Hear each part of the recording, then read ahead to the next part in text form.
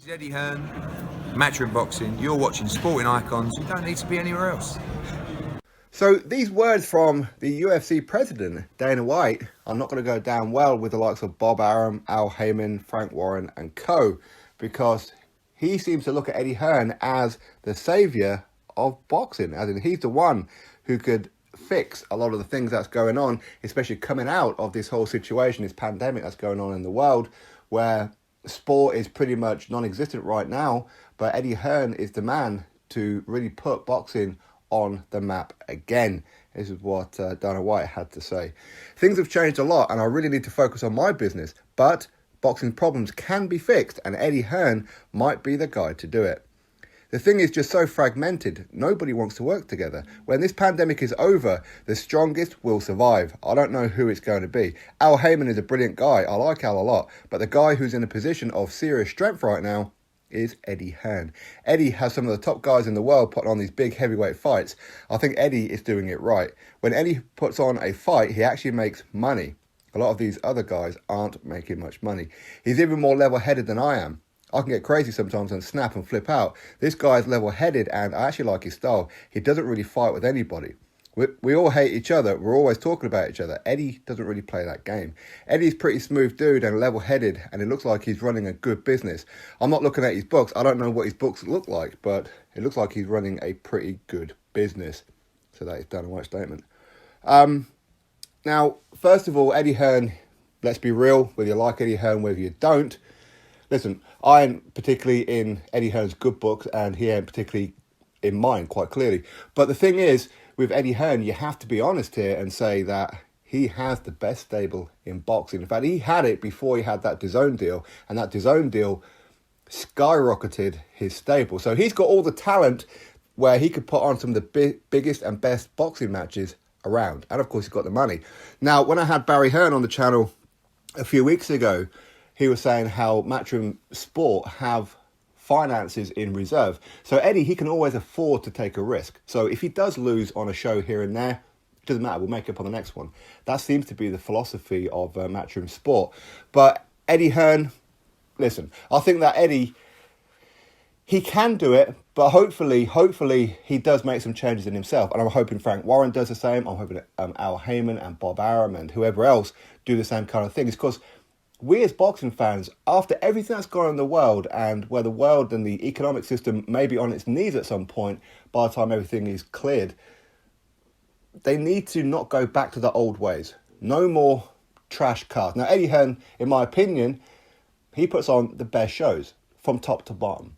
But we don't really need to be seeing these good fighters taking on fighters that we've never heard of anymore. No more of these ones for a while. I mean, at some point when things pick up again and people are back in work, people are earning money and things are restored to normal, whatever that will possibly be. I mean, what's normal nowadays?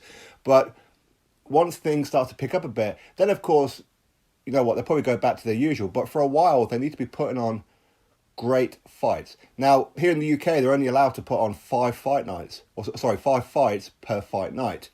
So you can't be putting in, say, a 10-0 guy or a 15-0 guy against a journeyman. You can't be doing that for a while. Don't get me wrong. The prospects, they still need opponents, and prospects, of course, they should be taking on journeymen and all these kind of people, you know, they need to be in work. Okay, they need to be earning a living, of course. But I'm talking about guys who are, say, even at like a British level, start stepping up. And if you're not fit when you come out of this whole pandemic thing, well, that's nobody's fault but your own. If you decide to sit around watching Netflix and doing nothing, well, that's nobody's problem but your own. So Eddie Hearn, he needs to be pushing that message. So does Frank Warren, so does Al Heyman, so does Bob Arum. Because when you look at, say, like PBC, for example, and the PBC fanboys are not going to like it, but deep down they will agree. Don't want to be seeing no more trash cards. Don't want to be seeing it. Don't want to be seeing some of the top guys over there fighting guys who have been weight drained and brought up.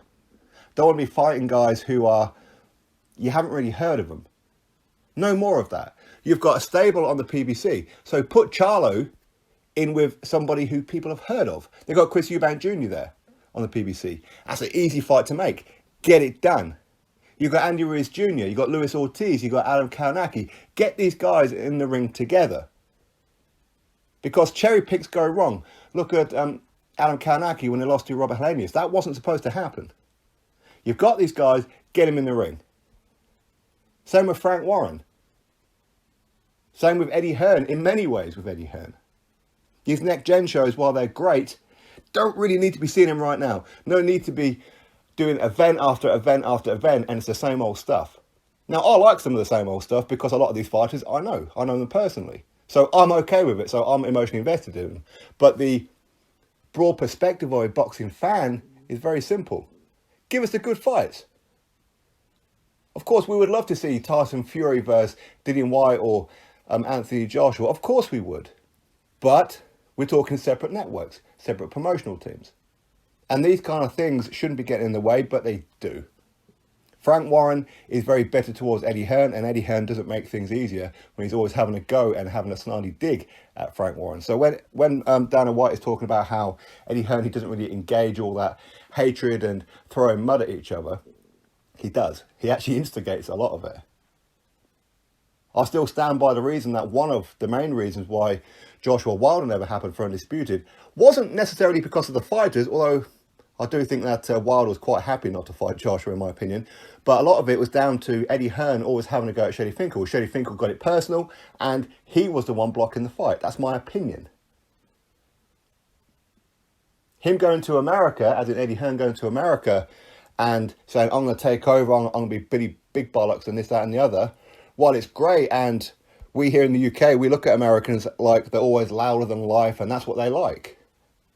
But they only like it from their own guys, not from foreigners. Get the Demetrius Andrade versus Triple G fight on.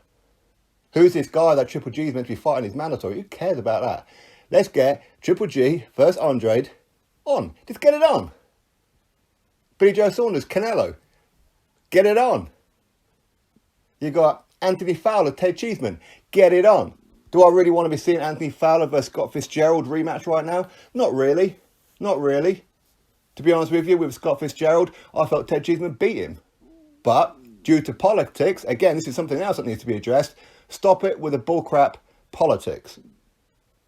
Look at MTK. MTK doing fantastic. These guys are doing wonders.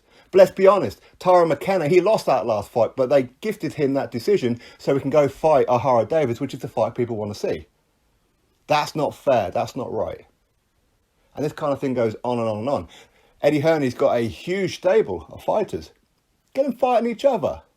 You've got so many heavyweights, put them in the ring together. Put on Bacoli versus Herkovich. These guys are pretty much at the same kind of level, right? Or Herkovich versus Michael Hunter. Get these fights on. Stop pussyfooting around and trying to get and talk about other fighters from other networks who don't want to work with you. Why are you wasting time? Just do your own in-house ones for a while. Eventually, these other ones will start knocking on the door. Be a bit more transparent if you are making deals with other fighters. If they're turning them down, come out. Put them on blast. This is why this fight isn't happening. Be transparent with a lot of stuff. And I do think Eddie Hearn is probably the most transparent one out there. But is he telling the truth, the whole truth, and nothing but the truth all the time? No, of course he ain't. Of course he isn't. So when Dana White, he's talking about Eddie Hearn could be the man to save boxing. Yes, because he's got the stable. Yes, he was given a platform to start with because of who his dad is. Yes, we know all that. But he's took that torch and he's ran with it. So you can give nothing but respect and credit to Eddie Hearn for all this. Bob Arum is as bitter as they come. He doesn't put on that many good fights. Generally he doesn't. Hopefully he puts the Teofimo Lopez versus Vasyl Lomachenko on. Hopefully things like that happen. No more do I want to be seeing these good fighters against these ones where we already know the result. We don't want to see that. Don't rip the fans off. Don't put pay-per-view after pay-per-view after pay-per-view on. I still stand by that. I would love to see Eddie Hearn and Frank Warren at least work together pretty soon once this boxing world is back up and running. Put on a pay-per-view together. And I'm not necessarily talking about Joshua versus Fury. I'm not talking about that. There's no reason in the world why Daniel Dubois and Joe Joyce can't fight on the same card as, say, Joshua and Pulev. Choose whichever headline you want. Couldn't care less which one's the headline. Don't care. Just mix and match the fighters. The fight card up here in Newcastle. There's quite a few fighters who are with Frank Warren who should be on this card because they're from the Northeast. But they're not going to be because they're with Frank Warren. Jeff Saunders, Joe Mafosa, Troy Williamson, and a couple of others. They should be on this card as well. But they can't be because they're with Frank Warren. Stop it with the bullshit. Just stop it with the bullshit. So when Dana White is talking about Eddie Hearn is the man to save boxing, only from the standpoint that he's got the stable, he's got the finances, he can afford to take the risks. But is he going to do it, or is he going to try and squeeze as much money out of the boxing fans as he possibly can? To start with, they ain't going to be making too much money. Without crowd revenue, especially for the non-pay-per-view fights, they kind of need that to balance the books. But anyway, we'll have to wait and see what happens. Is Dana White, is he right about Eddie Hearn? I think he's right about Eddie Hearn. I don't see Al Heyman doing too much. Again, he'd probably go back to the old ways of putting on a decent headliner and filling the rest of the card with complete trash. Same with Bob Arum. He put on a good headliner, and the rest of the card be filled with complete trash. They all need to work together a bit more than what they do. I don't want to be hearing Eddie Hearn and Frank Warren talking about, yeah, of course we'll work together. Yeah, of course we will. Send us the offer. Send us this. I don't care about your personal beefs with each other. Just bloody do something. Pick up the damn phone. Have a conversation. Very simple, isn't it? But anyway, my wish is that we don't come out of this whole thing and go back to how things were. I want to see improvements, at least to start with. Of course, we're not always going to get the fights that we want, but hey, that's life. Drop your thoughts below, click thumbs up, subscribe, and I'll catch you all on the next video.